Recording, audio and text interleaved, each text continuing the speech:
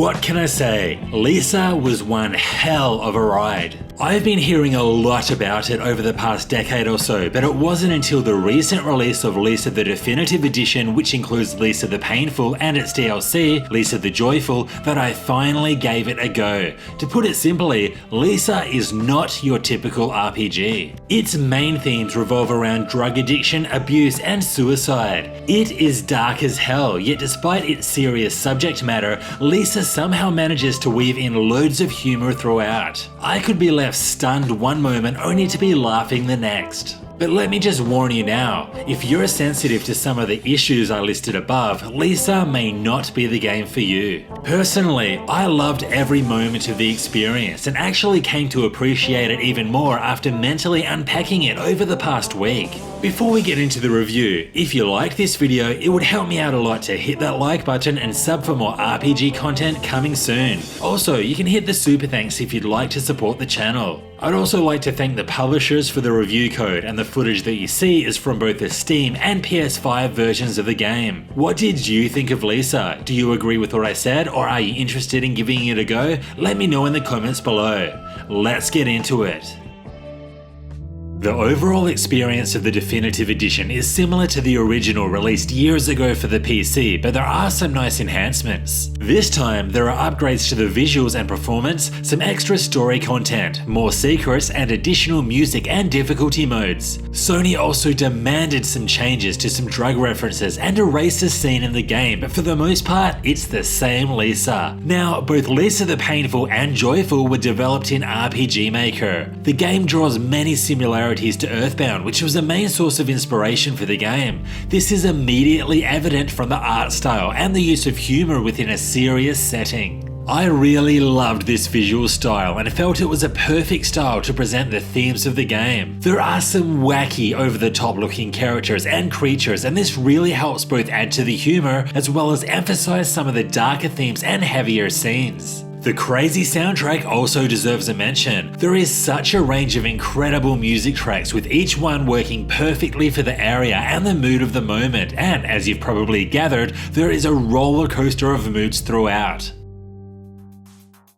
Before we get into the story, here's a quick rundown of the whole series. This Definitive Edition only includes the second and third game in the series, the second following the story of Brad, and the third, which is a DLC that follows Buddy. The first in the series, titled Lisa the First, is not included, possibly because its gameplay style is completely different to the other games in the series. Instead, it's more of an experimental puzzle game with a load of symbolism that provides some context into the traumatic childhood of Lisa before the events of Lisa the Painful. If you want to play this hour-long debut title and get more of an understanding of some of the characters, you can download it for free. There'll be a link in the comments below.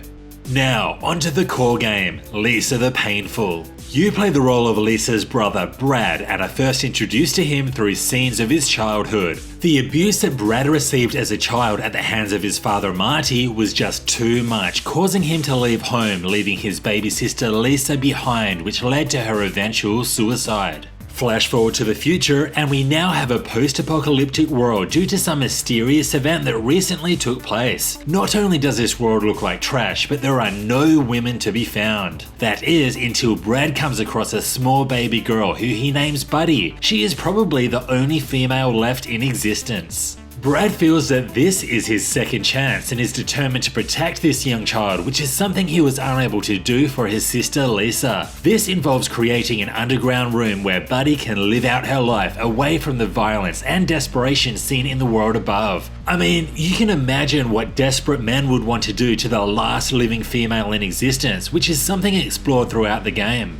This dark narrative soon turns darker while Buddy is taken from her basement while Brad was out taking the only coping mechanism he has, drugs and alcohol. The majority of the game involves Brad traveling the land, stopping at nothing to save Buddy from the world's evil and return her to the safety of his basement. While doing this, we gradually learn more and more about the character's past and the reasons why they are the way they are. Something that makes the Lisa experience so unique is how these tragic themes and events are constantly constantly juxtaposed with humor. For instance, one character you recruit early in the game is just like that friend who will not shut up. You can expect very, very lengthy conversations about him and his late wife, and these were a lot of fun. At another point, you'll be climbing a really high ladder for quite a while, only to find a statue of a hand giving you the finger. You will never know what to expect. One minute you'll be slaughtering your enemies, and the next you'll be a hooker just trying to make some cash. This story is twisted, and I enjoyed it for both its shocking narrative and its humor. There will be many characters that both accompany Brad on his journey and oppose him. Just about all of the NPCs that join you are optional, each ranging from absolutely awesome to painfully useless in battle. Some won't stick around either. Resting at a campfire will restore your health, but you'll also run the risk of party members being kidnapped by the local gang, or perhaps just packing up and leaving. Sometimes their life will even be placed in your hands, like with Terry. Early in the game, you need to choose between his life or lose all of your belongings. This may have made me broke as hell, but at least I had Terry around to lighten the mood. The DLC, Lisa the Joyful, does things a little bit different. This game is set after the events of Painful, and none of the recruitable characters from that game will join your party this time around. Sometimes Buddy will have one certain companion, but for the most part, she's on her own. Both of these Lisa games also feature multiple endings, adding to the already great replayability. Two of these endings will depend on how you've dealt with drug addiction through taking the drug Joy throughout the game. Taking Joy will temporarily provide a major buff to a character's stats, but they are fairly hard to find. Characters who are addicted to Joy will also go through withdrawal with lowered stats until they rest or take more of that happy pill. This makes some characters really useful some of the time, but are usually not worth using due to the side effects of the drugs that they take. The way that the game handles Joy was a very clever way to mirror the issues presented throughout the story and just drug addiction in general. Painful and Joyful play very similar to each other. Both are 2D platformer RPGs with new areas being accessible by traveling through doors or caves. Painful features multiple hubs that can be fast traveled to, each with many different doors to explore, leading to unique areas. The amount of areas that you can explore was actually impressive, even if I did often find it hard to remember where everything was. I felt that a simple map would have helped my brain keep track of things. But one of my favourite things about Lisa is the amount of secrets that you can discover. There are some very well hidden areas and items, and it was such a great feeling discovering something super useful hidden away. I mean, I tried my hardest to discover everything, but it wasn't until looking things up after I finished the game that I realized how much I actually missed. For instance, there's a hidden town accessible by falling into a seemingly deadly hole. Speaking of falling, wowee, I did not enjoy the 1,000,001 times that I fell to my death. Most screens have cliffs that you're meant to navigate around, but so often did I fall to my death by walking forward just that little bit too much. This was really unnecessary, and I felt like it was there just to piss me off.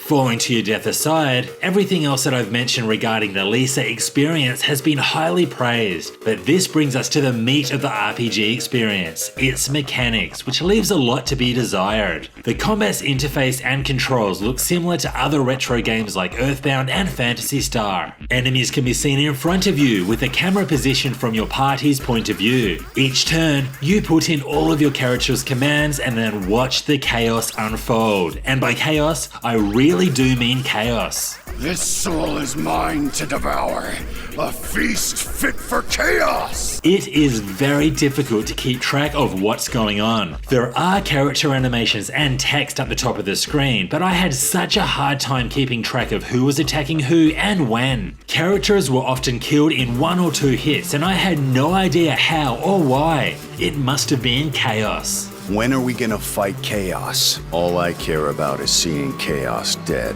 This combat is very simple. Characters can attack, guard, and use a unique skill or use an item. Each character will either be designed as an SP user or a TP user. SP works like traditional MP. You start with a buttload, with each skill consuming differing amounts of SP. TP is a little different. Unless a character has recently drunk alcohol, they'll start the battle with only 10 TP, so managing this takes a different approach to managing SP. Some characters like Brad can unleash combos by inputting different button combinations, which can then lead to activating a skill, and this reminded me a lot of Xenogears. Like the combat, the RPG mechanics are also very simple. New skills are learnt through leveling up, and the only real option you have to change things around is through equipment and different party combinations. Lisa the Joyful is a little different in the way that Buddy acts in battle. Most of her skills require precise button timing, which was a nice touch and a good way to make the combat more interesting with limited party members. I found both of these games to be pretty challenging. There are some brutal difficulty spikes and you'll probably die quite a lot, especially if you choose not to take joy. Fortunately, this definitive edition does provide an easier difficulty if you're struggling or a harder difficulty if you're certified insane. And that is Lisa. Definitely one of the most unique RPGs I've ever experienced. I found the story and writing to be the best part of the game. It may be a little too dark for some, but the way Lisa cleverly combined these themes while injecting humor makes this unique RPG worth experiencing. These heavy themes are also supported by an unforgettable visual style along with an outstandingly quirky soundtrack. I really couldn't ask for much more in this area. Some of the best times I had with Lisa was when I was exploring the world. Sure, it can be hard to keep track of where everything is, but there is so much to discover and loads of secrets around every corner. I spent a lot of time exploring, and with that came a lot of falling, which is the most pointless, frustrating thing about the game. Were they trying to be funny? I really don't get the joke. The biggest area for improvement, however, is the combat. It's just so fast and chaotic that I had no idea what was going on most of the time. This combat, as well as the RPG mechanics as a whole, were also very simple. I guess it was passable for a 15-hour experience, but those wanting more depth and customization options will be disappointed. I am so glad I finally got around to playing Lisa. People have been raving about it for years, and now I can see why. If you're after a different sort of RPG that you won't be forgetting anytime soon and don't mind the heavier themes throughout, then look no further than Lisa. What did you think of this game? Are you interested in playing it? Let me know in the comments below. This was Hellfire RPGs. Thanks for watching. If you liked this video, it would help me out a lot to hit that like button and also sub for more RPG content. See you next time.